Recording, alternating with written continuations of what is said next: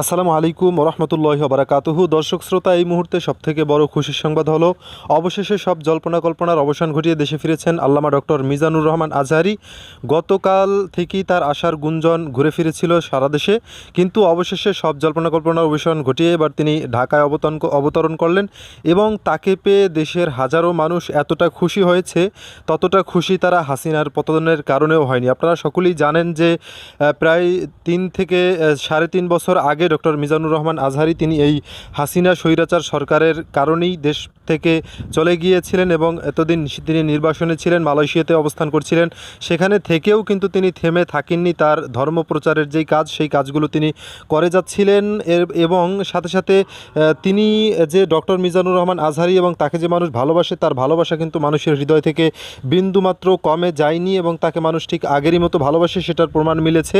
বিভিন্ন জায়গায় তিনি দেশে নামার পরেই তাকে সংবর্ধনা দিচ্ছে এবং মানুষ তাকে এক কথায় দেশের নতুন প্রধানমন্ত্রীর মতো বরণ করে নিচ্ছেন এবং তার প্রতি মানুষের যে ভালোবাসা সেটাকে কিন্তু মানুষ ব্যক্ত করছেন বিভিন্নভাবে।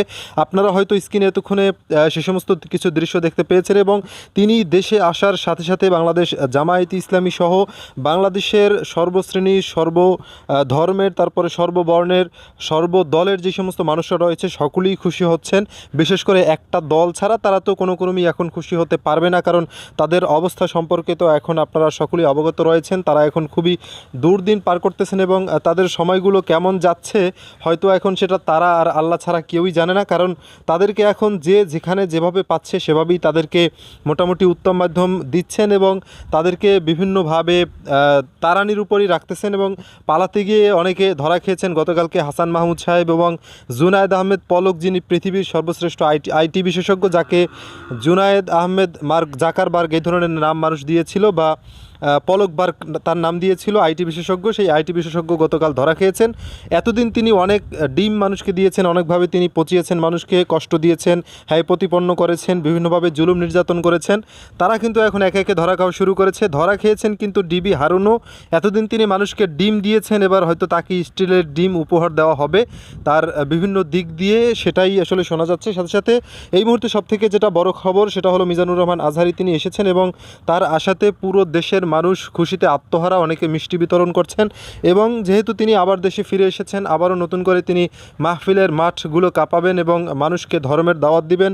নতুন করে তিনি আগের মতো বাংলাদেশেই থাকা শুরু করবেন এবং বাংলাদেশের মানুষের মাঝে তিনি দিনের দাওয়াতকে পৌঁছে দিবেন বলেই জানা গেছে। এবং মিজানুর রহমান আজহারী তিনি দলমত নির্বিশেষে একজন গ্রহণযোগ্য ব্যক্তি ছিলেন।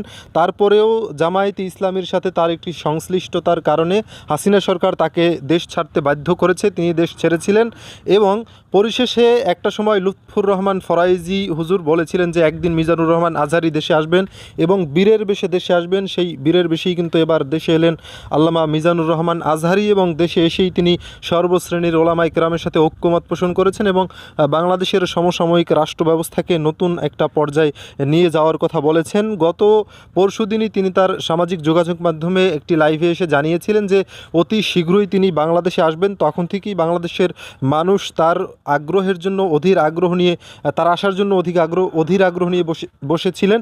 তো এবার কিন্তু তিনি দেশে এসেছেন এবং দেশে এসে মানুষের হৃদয়কে শান্ত করেছেন। এখন দেখার বিষয় আল্লামা মিজানুর রহমান আজহারীর পরবর্তী গন্তব্য কোথায় হয় এবং তিনি আসলে কি পর্যায়ে যেতে পারেন, যেহেতু তার যে দল তিনি সমর্থন করে থাকেন বাংলাদেশ জামায়াতে ইসলামী, আমরা যতটুকু জানতে পেরেছি। তো এই জামায়াতে ইসলামী এবার সরকার গঠনে হয়তো গুরুত্বপূর্ণ ভূমিকা রাখতে পারেন বা পরবর্তী যেই নির্বাচন অনুষ্ঠিত হবে সেই নির্বাচনেও হয়তো জামায়াতে ইসলামী খুব ভালোভাবেই লড়বে বলেই অনেকে মনে করছেন।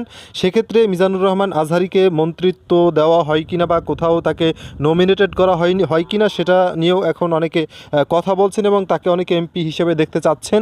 কেননা মিজানুর রহমান আজহারীর একটা গ্রহণযোগ্যতা রয়েছে এবং আলেম হিসেবেও তিনি প্রখ্যাত এবং বিশ্বখ্যাত একজন আলেম, সেজন্য তাকে মানুষ সে হিসেবেই বরণ করে নিচ্ছেন।